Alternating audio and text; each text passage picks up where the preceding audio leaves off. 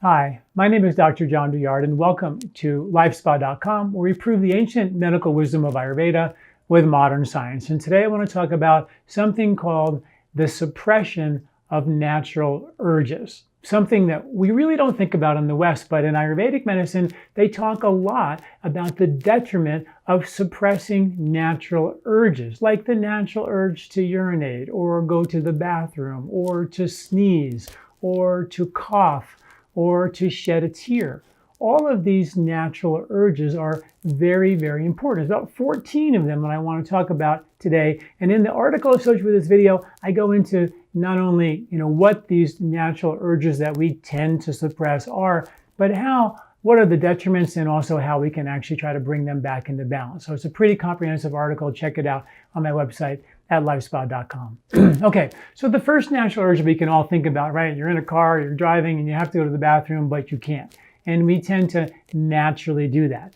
A lot of times in office settings where there's a restroom that everybody uses, lots of folks are reluctant to go number 2 and move their bowels there because of the scent that we might leave that could be embarrassing. So we choose not to go. And we wait until we get home to do that. This is blocking the downward flow of digestion called Vāgbhata. And when that downward flow is blocked, it can build up impurities in the lower pelvic reproduction area, even into the hips and the lower back. But also, it can cause something called upward moving digestion. In Ayurvedic medicine, it's called Udvartana, where the digestion actually starts to go back up. This is well documented in science because all the blood from your intestinal tract gets reabsorbed back up to the liver through the enteric cycle, and it can bring impurities with it, which is why enemas and coffee enemas are so effective of cleaning out the intestinal tract and supporting the liver. I'm not a big fan of coffee enemas, but that's how and why they work. The entire intestinal tract drains into the lymph, and that lymph goes all over your body, particularly in an upward direction towards your heart. And it can then congest the lymphatic flow and bring impurities with it back up into the heart, into the circulation as well. So holding back gas, flatulence, holding back feces, moving your bowels, holding back urination, all of those can cause upward moving digestion.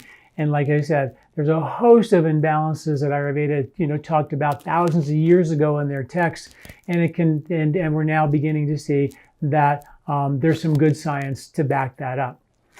In addition, things like coughing, suppressing a cough, trying to get, again, now we're trying to move some congestion or some irritation out, and by suppressing it, we're holding those impurities or those toxins in the respiratory tract, and that can cause an accumulation of impurities in the respiratory tract, some tightness in the chest, and even linked to heart concerns and respiratory concerns and lung and breathing concerns, which are very, very important. And particularly since the respiratory tract is the house of your fight or flight or sympathetic nervous system, what's called your autonomic nervous system. If you breathe, take a big breath in through your mouth, you see a bear in the woods, you run up a tree, save your life, it triggers a fight or flight response. If you breathe through your nose deeply, it activates the receptors in the lower lobes, which are called parasympathetic, which chills you out and calms you down. So suppressing a cough sort of has a long-term effect of actually not allowing us to breathe deeply into the lower lobes of your lungs, where 60 to 80% of the blood is for exchanging good oxygen in and waste out. And it's also where the predominance of the parasympathetic receptors for resting and digesting live. So if you don't breathe deeply into those, that can cause a problem. Suppressing a sneeze, we've all done that, right, in a social setting. That can do the same thing. Of course, one sneeze here and there, but if there's a chronic suppression of these natural urges, Ayurveda talks about this being one of the major factors in depleting what's called ojas. And ojas is the life of vitality, the vigor, the virility, your immunity, your radiant glow. And if you lose your ojas, you become depleted and tired and lethargic and depressed and fatigued and melancholy, and it's not good. So suppressing natural urges, if you have a tendency to do this, and I think the big three are probably urination and, of course, moving your bowels and passing gas. Those are really big ones as well. Belching is, again, very important. Belching after a meal is normal. passing gas is normal. Studies show that about 14 to 25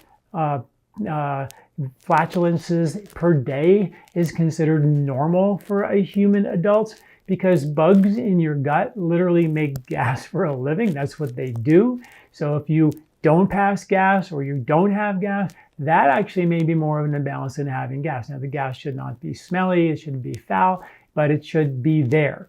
And belching after a meal, same way. This is moving everything up, and it's a release of that gas. If it holds in your stomach, it can cause more putrefaction and more indigestion in your stomach, and that can become a problem. Vomiting, in Ayurvedic medicine, vomiting is one of the body's way of getting rid of kapha, impurities, ama, undigested food that builds up in your stomach, and to flush it out. Holding that back, where do all these impurities go? Into the intestinal tract, or create more chronic toxicity in the stomach, and that can create a host of concerns as well. Yawning, a technique that is designed to help oxygenate our brain when the brain's not getting quite as much oxygen. It's also a way in Ayurveda that we talked about, and I've written some articles about how it dissipates heat out of the body. So yawning is not only getting oxygen in, it's our way to dissipate heat so our brain doesn't get hot. And you can imagine the brain has all kinds of ways to actually keep it from getting overheated. And one of those ways is yawning.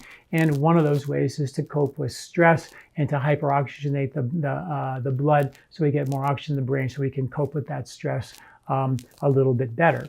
Premature or suppressing or holding on to your ejaculate. A lot of men in Tantra yoga think that it's a very cool thing to hold on to their ejaculation and redirect it into the body and create a more inner experience of lovemaking and a higher, more spiritual effect.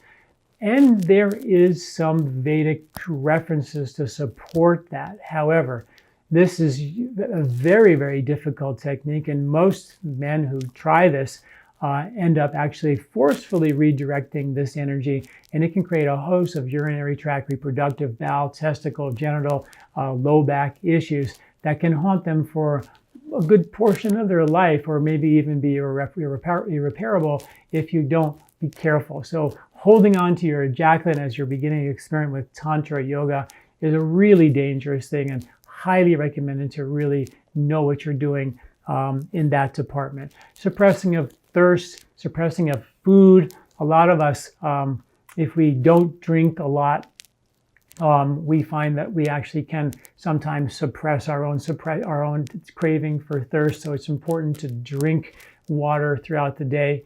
It's also important to help recover your thirst by sipping a little bit of hot water. That can rehydrate the tissue, sort of like warm water opens everything up, cold water constricts. Hot water is a classic way in Ayurveda to support some systemic lymphatic movement and some rehydration of the body. Of course, not eating food is also similarly bad for us, but once you kind of stop eating food and your body starts to burn more of its fat as a source of fuel, we start to get the habit of not being hungry, and that can spin us off into states of anorexia and starvation, which can be really serious. So warm cooked, easy to digest khichdi, warm cooked vegetables, sweet potatoes, small meals, those are the things that are very, very important to kind of slowly rebuild and rekindle the digestive fire. There's a lot of herbs that we can use to support these imbalances. We're helping the Vata go down with things like triphala, helping to support digestive strength. You digest and have a hunger with spices like ginger, cumin, coriander, fennel, and cardamom before the meal, things like that. So in the article associated with this video, there's lots of recommendations out there that also may help you bring this imbalance back if one of these imbalances are yours. And then the final one that urge to be naturally suppressed is tears. We oftentimes in our culture are afraid to shed a tear. Maybe even in the movie theater, we're a little bit reluctant to let those tears fall. And those tears are linked to our emotion. And in Ayurvedic medicine, the most important piece of the puzzle is Ayurveda is a science of medicine to bring the body back into balance so we can have less physical density, so we can become more aware of our truth, our true nature, the feelings that we have to be loving, joyful, kind, giving, caring to others, and to actually have deep feelings of emotion that are based on understanding and compassion and love for one another, as opposed to drama.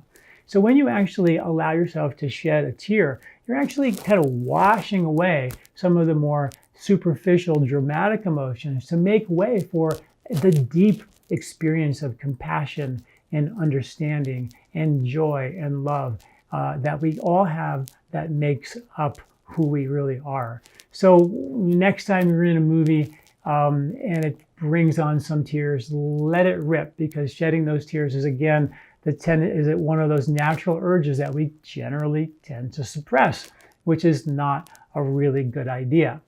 And then there are other urges that Ayurveda talks about as well that we should have somewhat under control. And those are things like greed and jealousy and envy and hatred and the desire for sex with someone outside of your marriage, sort of overzealous sexual attraction that's misplaced. And these are things that are very important for us to learn how to control. So there are the urges that we have that we should have some control over. That means controlling over your senses. And I've written a whole article about how to do that called Pratyahara, which is the Ayurvedic way of help us and guide us to control those emotions and some of those urges that, like hatred and anger and greed and jealousy, and of course, sexual desire for someone outside of your marriage or outside of your partnership. And then there are the urges that we generally suppress, like bowel moves and tears and urination and coughing and sneezing in public. And those things we have to learn how to not suppress those urges, because those urges, according to the Vedas and some really interesting new science that I read about in this article, are really important for us to understand. So check it out. Check out the article at LifeSpa.com, and we'll see you next week at LifeSpa.com. Do you like this video? Don't forget to subscribe and share. This recording is brought to you by LifeSpa, where ancient Ayurvedic wisdom meets modern science. Get access to free health video newsletters by Dr. John at LifeSpa.com. These statements have not been evaluated by the FDA. These products are not intended to diagnose, treat, cure, or prevent any disease.